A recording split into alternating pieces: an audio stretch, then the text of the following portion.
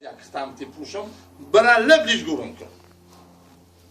نگاه کنه برادران عزیز، همین گپ در گردن مولاش اینقدر سخت خورده، اینقدر تاثیرش کرد که استاد گریه کرد، سرشوش کرد.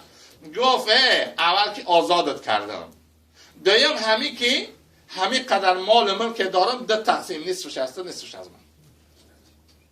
برادران عزیز، یکی از غلام زنها را حسن بصری رحمت الله علیه خریدش به خونش آوردش. گفت که من یک چیز از ترا پرسم. گفت پرس. گفت در یک بین 2 ماه 3 ماه ترا 3 بار شد میفروشن. چوه این میخره میبره در خونه قمعه میره میفروشن. گفت من یک عادت بسیار بد دارم، برای همین قدر همون کسایی که من همچون غلام زن میخرن تا قد نمیکنن، در او نابطه میکنن. گفت چه عادتی بد داری؟ گفت همین عادتی بد دارم، همین که شو همین 3-1 شو گذشت میرم مولا من مرده و زندهش میخیزونم. بخیز وقت نماز شد میخیزن، خیال مینن که وقت نماز بامداد شد میخیزن، نگه مینن که صبح ندمیده است. میگن حال صبح ندمید. میگردم شو که نماز 5 وقت خوندن و فقط کار غافلا های. سبحان الله. نگاه کنیم ما و شما نماز 5 وقت دادم میخونیم بعضیمون، یا که اهل بیتمون. این حضرت را نگاه کنه که غلام زن بود، به یک لقمه احتیاج داشت، گردنش گرو در دست یک مرد بیگانه بود. همون را نگاه کن که گفت 5 وقت نماز را خواندن بس این کار غافل ها های. من از غافل ها میخواهم خلاص شو کنم، خیزن نماز تهجد بخوانن، میخیزن که حال صبح نمیدنه چپلاخ میزنن، لیکن پروا ندارم. روز 2 میشه همین تشمینم، روز 3 میشه همین تشمینم، روز دوشنبه میشه میرم میگم که روزه، فردا اوقات شمینم از شام میگم که پای روزه چی؟ روز دوشنبه. میگم من او کسایی را که فقط ماه شریف رمضان را روزه میگیرند بس اونها جمله غافلا هست. همین خیلی عادتی بد دارم، پس من هیچ که نرز نمیبینم. بعد در خونه هاشو 2 ماه من میرن میان میفروشنم، 3 ماه من میرن میان میفروشنم. همین قدر گناه دارم. برادران عزیز، نگاه کنیم که همت یک غلام زن اینقدر بالای هست، اینقدر بالای است که حتی مردها و جوانهای ما اینقدر همت ندارن. حضرت عیسی علیه السلام به یک کوشه میگذشت که یک زن گریه داره، وای بچه جهنمرگم، وای بچه جهنمرگم. حضرت عیسی علیه السلام به پیش اومد، گفت ای مادر فرزندت وفات کرد؟ گفت ها.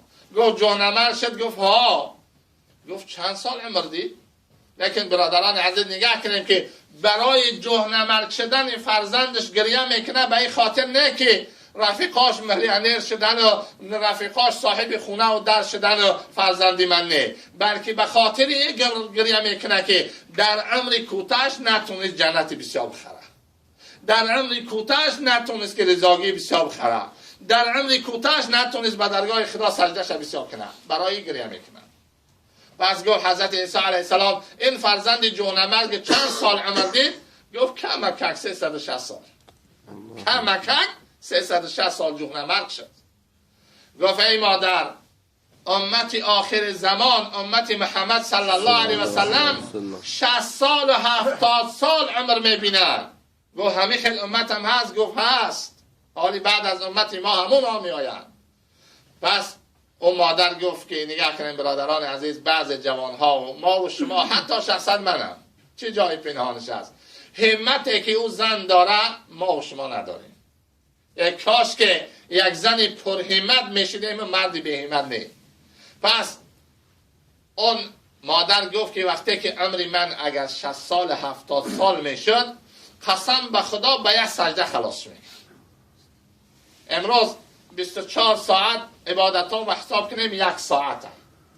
یک بار حساب کنیم عبادت های میکردگیم و اکن یگان ملا بیاید در قبل خرام مجبور دیگه گرفتن نتونیم ممکن، لیکن اگر حسابش کنیم 1 ساعت عبادت در 24 ساعت. بازم کوشش میکنیم که یک کار کنیم که جماعت خلاص شها بریم هم سر بچکیم و گردیم، یا کوشش کنیم که بریم فرض بخونیم سنت بد میشه. همین قدر کوشش میکنیم.